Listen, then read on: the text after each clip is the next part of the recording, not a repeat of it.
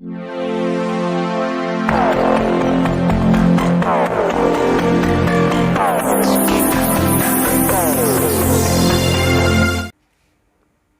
Friends, welcome to coding with Sonia. आज हम C language की सीरीज़ में बिटवाइज ऑपरेटर करने वाले हैं। मेरे कुछ यूज़र्स ने मुझे कमेंट किया था कि मैम बिटवाइज ऑपरेटर के बारे में बताइए, हमको वो समझ नहीं आते। तो हम आज बिल्कुल इजी टिप्स एंड ट्रिक्स के साथ देखेंगे कि बिटवाइज ऑपरेटर क्या होते हैं, हम बिटवाइज ऑपरेटर को क्यों यूज़ करते हैं। तो आइए स्टार्ट करते हैं।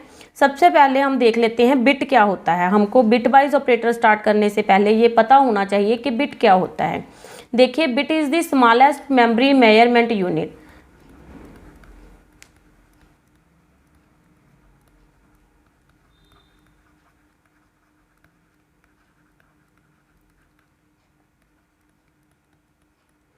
सबसे पहले हमको पता होना चाहिए बिट क्या होता है। Bit means smallest memory measurement unit. देखिए, हम जब भी किसी चीज़ को मेज़र करते हैं तो हर एक चीज़ को मेज़रमेंट करने के लिए एक यूनिट होता है। फॉर एग्जांपल, अगर मैं बात करूं क्लोथ की, मान लीजिए हमको कपड़े को मेज़र करना है तो उसके लिए मीटर यूज़ किया जाता है। अगर मुझे मिल्क को मेज़र करना है तो उसके लिए लीटर यूज़ किया जाता है। अगर मुझे शुगर को मेज़र करना है तो उसके लिए किलोग्राम यूज़ किया जाता है। इन द सेम वे, अगर आप कंप्यूटर की मेमोरी को मेज़र करना चाहते हो तो उसके लिए यूज़ की जाती हैं बिट्स एंड बाइट्स। तो बिट सबसे स्मॉलेस्ट मेमोरी मेजरमेंट यूनिट होता है। 1 बाइट में 8 बिट्स होते हैं और उसके बाद हमारे पास आ जाता है KB, किलोबाइट, MB, GB। इसी तरह से हम कंप्यूटर की मेमोरी को मेज़र करते हैं। तो हमारा आज का टॉपिक है bitwise operators in C. Bitwise operator use किए जाते हैं बिट्स के ऊपर एक्शन परफॉर्म करने के लिए। अगर आप सिंगल बिट को ऐड करना चाहते हो, सब्ट्रैक्ट करना चाहते हो या एनी अदर फंक्शन, कोई भी आप बिट पर ऑपरेट करना चाहते हो तो उसके लिए हम बिटवाइज ऑपरेटर यूज़ करते हैं। सबसे पहले हम इसके बारे में थोड़ा रीड कर लेते हैं। In arithmetic logic unit which is within CPU, mathematical operations like addition, subtraction, multiplication and division are done in bit level। अगर हम बात करें कि CPU में ALU में जो कैलकुलेशंस होती हैं वो बिट लेवल पर परफॉर्म की जाती हैं। तो बिट लेवल पर कैलकुलेशंस करने के लिए हमारे पास 6 टाइप के बिटवाइज ऑपरेटर होते हैं। First one is bitwise and, second is there bitwise or, bitwise not, bitwise XOR, shift left and shift right. आज हम इन सभी के बारे में डीपली में स्टडी करेंगे कि ये क्या होते हैं और इनकी कैलकुलेशंस कैसे की जाती हैं। तो सबसे पहले बात कर लेते हैं एंड के बारे में। देखिए, जब भी हम बिटवाइज ऑपरेशन परफॉर्म करते हैं तो आपको ये पता होना चाहिए कि उसकी आउटपुट कैसे आ रही है। तो मैं आपको सबसे पहले बता दूं कि इनपुट कैसे जाती है और बिटवाइज की आउटपुट कैसे आती है। तो इसके लिए मैं यहाँ पर 2 इनपुट्स ले रही हूँ। देखिए, A एंड B मैंने 2 इनपुट्स ले ली और मेरे पास C है आउटपुट। तो ये दोनों क्या है, मेरे पास इनपुट है और C में मेरे पास क्या आ रही है, आउटपुट आ रही है। तो जब भी मैं 2 इनपुट्स लूंगी तो मेरे पास 2 the power 2 is equal to 4। Total 4 combination बनेंगे जिसमें मेरे पास होगा 0 0, 0 1, 1 0 एंड 1 1। तो इसकी आउटपुट क्या आएगी? अगर मैं बिटवाइज एंड करूं तो उसकी आउटपुट क्या आएगी? एंड में देखिए, अगर दोनों इनपुट्स 1 हैं तो ही मेरी आउटपुट 1 आएगी, अदरवाइज मेरी आउटपुट 0 आएगी। मतलब बिटवाइज एंड में दोनों इनपुट्स 1 होनी चाहिए तो ही आउटपुट आपकी ट्रू आएगी। अगर एक भी इनपुट आपकी फॉल्स है तो आपकी आउटपुट फॉल्स आएगी। तो अब बात कर लेते हैं बिटवाइज और के बारे में। देखिए, और में अगर आपकी एक भी इनपुट 1 है तो आउटपुट आपकी 1 आ जाएगी। मतलब अगर आपकी एक भी वैल्यू ट्रू है तो आपकी वैल्यू ट्रू हो जाएगी। बिटवाइज एंड को हम डिनोट करते हैं इस सिंबल से, और को डिनोट करते हैं हम पाइपलाइन सिंबल से। तो ये हमारे बिटवाइज और का सिंबल है। नेक्स्ट हमारे पास आते हैं बिटवाइज नॉट। इनको हम बाद में देखेंगे। सबसे पहले हम देखेंगे XOR। अगर मेरे पास XOR है तो इसको मैं डिनोट करती हूँ इस तरह, इस सिंबल से। ये मेरा XOR का सिंबल है। यहाँ पर भी मैं ये सिंबल लगाऊंगी तो उसका मतलब क्या है, XOR। तो XOR की इनपुट, अगर दोनों इनपुट्स सेम हैं तो उनकी आउटपुट 0 आती है, मगर अगर दोनों 1 है तो भी 0 आएगी, दोनों ज़ीरो हैं तो भी ज़ीरो आएगी, अदरवाइज मेरी आउटपुट क्या आएगी, 1 आएगी। तो आपको ध्यान रखना है कि सेम इनपुट हैं, whether it is false whether it is true, कुछ भी हो सकता है वो, तो आपकी आउटपुट 0 आएगी। अगर दोनों में से एक 1 है एक 0 है तो आपकी आउटपुट 1 आएगी। तो ये हमारे एक्स और की आउटपुट है। मेरे साथ इस वीडियो में बने रहें, हम इसका साथ ही साथ प्रैक्टिकल भी करेंगे। मैं आपको बताऊंगी कि सी लैंग्वेज में बिटवाइज ऑपरेटर के प्रोग्राम कैसे डेवलप किए जाते हैं और एक प्रोग्राम में बिटवाइज ऑपरेटर कैसे वर्क करते हैं। तो ये बेसिक कंसेप्ट्स हैं। सबसे पहले हम इनकी इनपुट और आउटपुट के बारे में देखेंगे। और हाँ, जो भी यूज़र्स इस वीडियो में नए हैं, अगर वो सी लैंग्वेज में कोडिंग सीखना चाहते हैं तो सी लैंग्वेज वाली मेरी प्लेलिस्ट एक्सेस कर लें, उसका लिंक मैं डिस्क्रिप्शन बॉक्स में डाल दूँगी। साथ ही साथ चैनल को भी सब्सक्राइब कर लें ताकि आने वाले हर वीडियो का नोटिफिकेशन आपको मिल जाए। तो नेक्स्ट हमारे पास है shift left. Shift left operator होते हैं बिट को लेफ्ट शिफ्ट करने के लिए, और इसके ऑपोजिट शिफ्ट राइट ऑपरेटर होते हैं किसी भी बिट को राइट में शिफ्ट करने के लिए। तो इनको हम प्रोग्राम के थ्रू अंडरस्टैंड करेंगे। अब हम आते हैं नॉट पर। मैं आपको बता दूं कि हमारे पास 2 टाइप्स के ऑपरेटर होते हैं, बाइनरी, यूनरी, 3 टाइप्स के होते हैं, binary, unary and ternary. Binary operator में इनपुट्स 2 होती हैं, यूनरी ऑपरेटर में इनपुट 1 होती है एंड टर्नरी ऑपरेटर में इनपुट 3 होती है। मतलब यहाँ पर हमारे पास 2 ऑपरेंड होते हैं, यूनरी में हमारे पास 1 ऑपरेट होता है एंड टर्नरी में हमारे पास 3 ऑपरेंड होते हैं। तो एंड और एक्स और ये सभी हमारे बाइनरी ऑपरेटर हैं। शिफ्ट लेफ्ट, शिफ्ट राइट, ये सभी हमारे पास बाइनरी ऑपरेटर हैं। But as compare to not operator is a unary operator, because not में सिंगल इनपुट होती है। तो नॉट का सिंबल ये है, हम इसको नॉट को इस सिंबल से डिनोट करते हैं। यहाँ पर हमारे पास एक ही इनपुट होगी ए। अगर मेरे पास एक इनपुट है तो 2 की पावर 1 इज इक्वल टू 2, मेरे पास सिर्फ 2 कॉम्बिनेशन बनेंगे। तो यहाँ पर ए की वैल्यू 0 है और 1 है। अगर मैं इसकी आउटपुट को बी में स्टोर करूँ तो जब भी हम नॉट करेंगे तो 0 1 में कन्वर्ट हो जाएगा एंड 1 0 में कन्वर्ट हो जाएगी। अभी मैं आपको इसका प्रोग्राम बता रही हूँ कि कैसे हम इसकी कैलकुलेशंस सी लैंग्वेज के प्रोग्राम में करते हैं। देखिए, हम इसको रीड कर लेते हैं। Bitwise and operator, the output of bitwise AND is 1 if the correspondence bits of 2 operands is 1। अगर दोनों 1 हैं तो आपकी आउटपुट 1 आएगी। If either bit of an operand is 2, the result of corresponding bit is evaluated to 0। अगर एक भी input आपकी 0 है तो आपकी आउटपुट 0 आएगी। फॉर एग्जाम्पल यहाँ पर 12 लिखा है और 25 लिखा है। सबसे पहले आपके पास कोई भी डेसिमल नंबर है तो उसको आपको बाइनरी में कन्वर्ट करना है।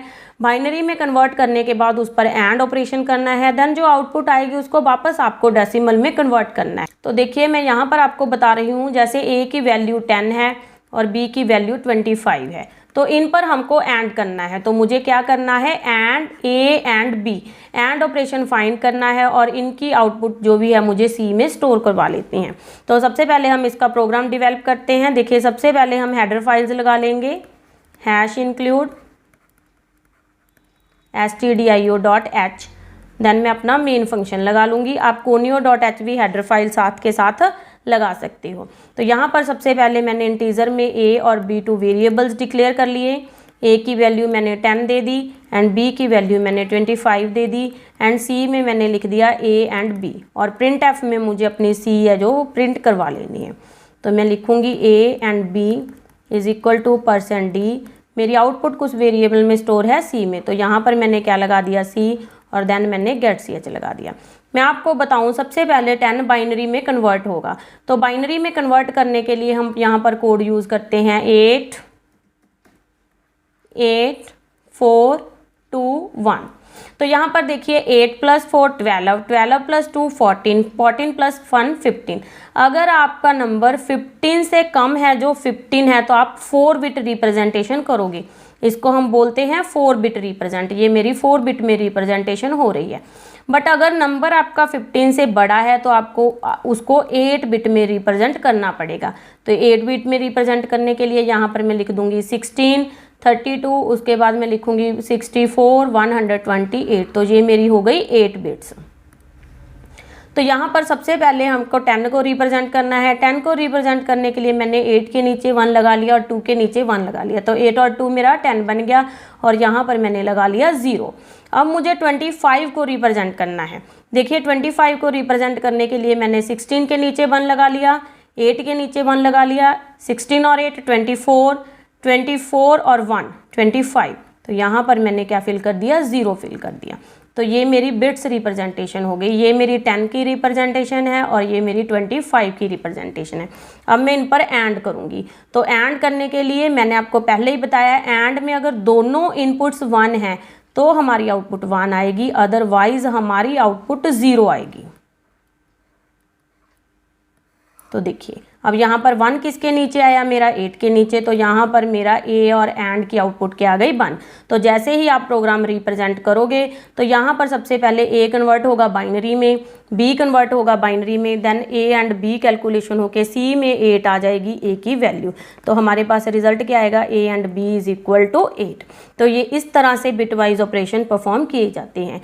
अब हम बात कर लेते हैं बिटवाइज और की। तो इसके नोट्स भी मैं आपको साथ के साथ अवेलेबल करवा दूंगी, उसका लिंक मैं डिस्क्रिप्शन में डाल दूंगी, आप वहां से टेक्स्ट फाइल को डाउनलोड कर सकते हो। साथ ही साथ आप मुझे फेसबुक, ट्विटर और इंस्टाग्राम पर भी फॉलो कर सकते हो। तो देखिए अब अगर मैं बात करूं और की, हम और कैसे करेंगे, तो यहाँ पर सबसे पहले मैंने 10 को बाइनरी में रिप्रेजेंट कर रखा है, 25 को बाइनरी में रिप्रेजेंट कर रखा है। अब हम इसका और ऑपरेशन करेंगे। तो और ऑपरेशन करने के लिए जब हमारी एक भी इनपुट 1 है तो हमारे पास आउटपुट 1 आ जाएगी। तो यहाँ पर मेरी एक भी इनपुट 1 थी, मैंने वहाँ पर 1 लगा लिया। तो ये वैल्यू है, देखिए 2 + 1 3, 3 और 8 11, 11 और 16 27। तो यहाँ पर मेरा रिजल्ट आ गया 27। तो जैसे ही आप ए और बी करोगे तो उसका रिजल्ट क्या आ जाएगा, 27। तो ए एंड बी, और यहाँ पर आपको डाल देना है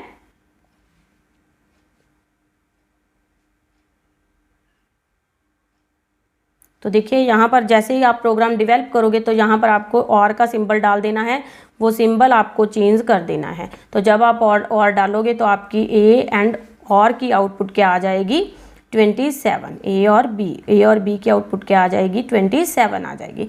अब हम बात कर लेते हैं एक्स और की। एक्सऑर में मैंने आपको बताया था कि अगर आपकी दोनों इनपुट्स सेम हैं तो आपकी आउटपुट 0 आएगी। दोनों इनपुट्स सेम है तो आउटपुट 0 आएगी। यहाँ भी दोनों इनपुट्स सेम है तो आउटपुट 0 आएगी। यहाँ पर दोनों इनपुट सेम नहीं है तो वहाँ पर हमारा 1 आएगा। तो 16 एंड 2, देखिए यहाँ पर 1 है, 16 यहाँ पर 1 है, इसकी वैल्यू क्या है 2।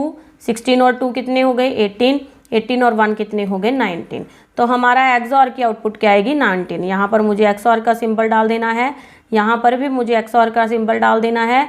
एक्सऑर का सिंबल मैंने यहाँ पर भी डाल दिया और मेरी आउटपुट क्या आ गई 19। अब बात कर लेते हैं नॉट के बारे में। नॉट बिल्कुल क्लियर है, इसमें एक ही इनपुट होगी ए। अगर ए की वैल्यू 0 है तो आप अगर उसके सामने इस तरह सिंबल लगा के ऑपरेशन करते हो तो इसकी आउटपुट क्या आएगी, आपके पास 1 आएगी। अगर ए की इनपुट 1 है तो इसकी आउटपुट आपके पास क्या आएगी, 0 आएगी। अब बेस्ट पार्ट हमारा है इस वीडियो का shift left and shift right, because ये बहुत ही कंफ्यूजिंग हो जाते हैं, किसी को भी इजी मेथड से ये समझ नहीं आते। बट यहाँ पर इस वीडियो में मैं आपको बिल्कुल इजी टिप्स एंड ट्रिक्स बता दूंगी। तो मेरे साथ कोडिंग विद सोनिया में बने रहिए ताकि आपको बिट वाइज ऑपरेटर बिल्कुल अच्छे से समझ आ जाए। साथ ही साथ मैं इसका वर्ड डॉक्यूमेंट भी ओपन कर लेती हूँ। तो देखिए इस नोट्स में मैंने प्रोग्राम भी प्रिपेयर कर रखे हैं, मैं आपको ये नोट्स प्रोवाइड करवा दूंगी। इसका लिंक डिस्क्रिप्शन में मैं डाल दूंगी, वहाँ से आप डाउनलोड कर सकते हो। अभी हम बात करेंगे shift left and shift right operator के बारे में। तो यहाँ पर हमारे हैं शिफ्ट लेफ्ट ऑपरेटर। सबसे पहले हम बात करेंगे राइट शिफ्ट के बारे में। राइट शिफ्ट जितनी भी बिट्स आप दोगे उतनी बिट्स को राइट में शिफ्ट कर देगा। तो मैं अभी आपको ये करके बता रही हूँ कैसे करना है। तो देखिए यहाँ पर हमारा राइट शिफ्ट है। राइट शिफ्ट को हम इस सिंबल से डिनोट करते हैं। जैसे मेरे ए की वैल्यू 8 है और मैंने ए को राइट शिफ्ट करना है 1 बिट्स, तो यहाँ पर मेरे ए की वैल्यू कितनी है 8। सबसे पहले मुझे 8 को बाइनरी में कन्वर्ट करना है। तो ए को बाइनरी में मैंने इस तरह से कन्वर्ट कर लिया। ये मेरी बाइनरी रिप्रेजेंटेशन हो गई 8 की। तो अब मुझे 8 को 1 बिट लेफ्ट शिफ्ट करना है। सबसे पहले आपको इस तरह मेमोरी रिप्रेजेंटेशन बना लेनी है। यहाँ पर हमारे पास 0 है, 0 0 एंड 1 पर आपको राइट शिफ्ट करना है। तो ये बिट 0 है, सबसे पहले ये मेरी यहाँ पर शिफ्ट हो जाएगी और ये वाली बिट मेरी यहाँ पर शिफ्ट हो जाएगी, ये वाली यहाँ पर शिफ्ट हो जाएगी और ये 1 मेरा यहाँ पर शिफ्ट हो जाएगा। और ये जहाँ पर जो आपके पास ब्लैंक स्पेस बच जाएगी वहाँ पर आपको 0 फिल कर देना है। अब देखिए यहाँ पर 8 4 2 1, तो यहाँ पर 1 कहाँ है, 4 के ऊपर। तो हम अगर आपको 2 बिट्स को शिफ्ट करना है, 2 बिट्स को शिफ्ट करना है तो इस बिट को भी इस तरफ शिफ्ट कर देना है और इस बिट को भी इस तरफ शिफ्ट कर देना है। ये वाली बिट को हम इस पोजीशन पर शिफ्ट करेंगे, इस बिट को हम इस पोजीशन पर शिफ्ट करेंगे और जो पेंडिंग हमारी 2 बिट्स रह गई वहाँ पर हमको 0 फिल कर देना है। तो देखिए अब हमारी बिट आउटपुट क्या बन गई, यहाँ पर 2, क्योंकि मेरा 1 कहाँ है, 2 के ऊपर है। तो जब भी आप शिफ्ट राइट करोगे, जैसे आपके पास वैल्यू थी 8, अगर आप उसको 1 बिट शिफ्ट करोगे तो आपकी वैल्यू 4 बन जाएगी। 8 को 2 से डिवाइड करो तो क्या आता है, 4। अगर आप 2 बिट्स शिफ्ट करोगे तो 4 को 2 से डिवाइड करो, 2 आता है, तो हमारी आउटपुट क्या आएगी, 2 आएगी। जब भी आप किसी भी वैल्यू को राइट शिफ्ट करते हो तो वो उसका हाफ हो जाती है। मतलब पहले 8 था तो 4 आया, 4 के बाद हमारे पास क्या आया, 2 आया। इसी तरह से हम अब इसको लेफ़्ट शिफ्ट करेंगे। तो लेफ़्ट शिफ्ट करने के लिए हम देख लेते हैं कैसे करना है। देखिए लेफ़्ट शिफ्ट के लिए हम ये वाला सिंबल यूज़ करते हैं। जैसे मेरी a की वैल्यू 8 है तो 8 को अगर मैं बाइनरी में रिप्रेजेंटेशन करूं तो वो इस तरह बनेगी। अब मुझे अगर a को लेफ़्ट शिफ्ट करना है 1 बिट्स, तो मुझे यहाँ पर सबसे पहले अपनी मेमोरी रिप्रेजेंटेशन बना लेनी है। अगर आप मेमोरी रिप्रेजेंटेशन बना लोगे तो आपको शिफ्ट करना इजी हो जाएगा। तो यहाँ पर इस बिट को मुझे 1 बिट को मुझे लेफ़्ट शिफ्ट करना है, तो ये यहाँ पर आ जाएगी और ये यहाँ पर आ जाएगी। ये वाली 0 इस प्लेस पर आ जाएगी, ये वाली 0 इस प्लेस पर आ जाएगी और यहाँ पर क्या आ जाएगा, मेरे पास 0 आ जाएगा। तो इसको भी हम इस तरह से मेमोरी में रिप्रेजेंट कर लेते हैं।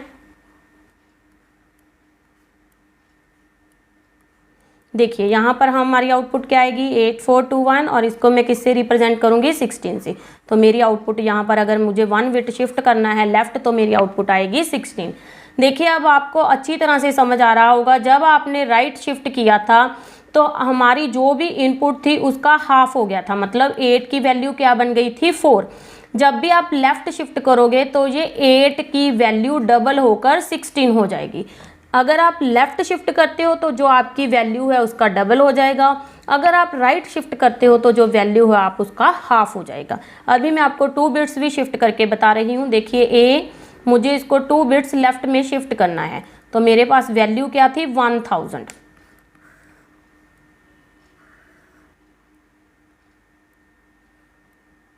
इसकी 2 बिट्स को मुझे शिफ्ट करना है, तो मुझे 1 बिट भी बाहर निकाल लेनी है और मुझे नेक्स्ट बिट भी बाहर निकाल लेनी। ये वाली 0 बिट जहाँ पर शिफ्ट हो जाएगी, ये वाली 0 जहाँ पर शिफ्ट हो जाएगी और जो पेंडिंग रह गई वो 0 से फिल कर देनी है। तो मेरे पास ये रिप्रेजेंटेशन हो गई। 8 4 2 1, यहाँ पर आ गया 16 और यहाँ पर आ गया 32। तो देखिए हमारी वैल्यू क्या बन गई, 32।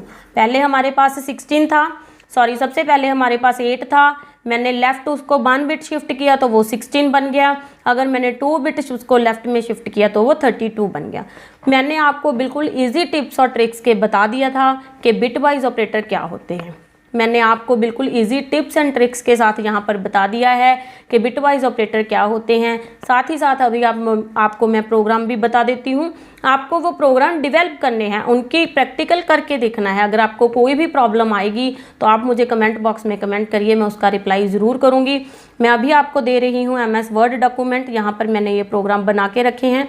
देखिए मैंने आपके लिए यहाँ पर डायग्राम भी बना दी है। ये 14 है, 14 को लेफ़्ट शिफ्ट करेंगे हम, जब 14 को राइट शिफ्ट करेंगे तो देखिए ये पेंडिंग फिल है, इसको 0 के साथ फिल कर लेना है और ये बिट्स एक एक लेफ़्ट शिफ्ट हो जाएंगी। तो यहाँ पर क्या आ गई आउटपुट, 7। अगर आपको 2 बिट्स और करोगे तो 7 को डिवाइड करोगे 2 से तो 3 पॉइंट समथिंग आएगा, बट ये पॉइंट को राउंड ऑफ कर देता है तो इसकी आउटपुट क्या आएगी, 3। तो देखिए ये मैंने प्रोग्राम डेवलप किया है। सबसे पहले इंटीजर में वेरिएबल ले लेना है, उसकी वैल्यू 14 ले ली। ये वेरिएबल को हमने राइट शिफ्ट किया 1, राइट शिफ्ट किया 2, राइट शिफ्ट किया 3 4 5। इस तरह से आप प्रिंट करा के देखना तो आपको पता चलेगा कि आपकी आउटपुट सही आ रही है या नहीं आ रही है।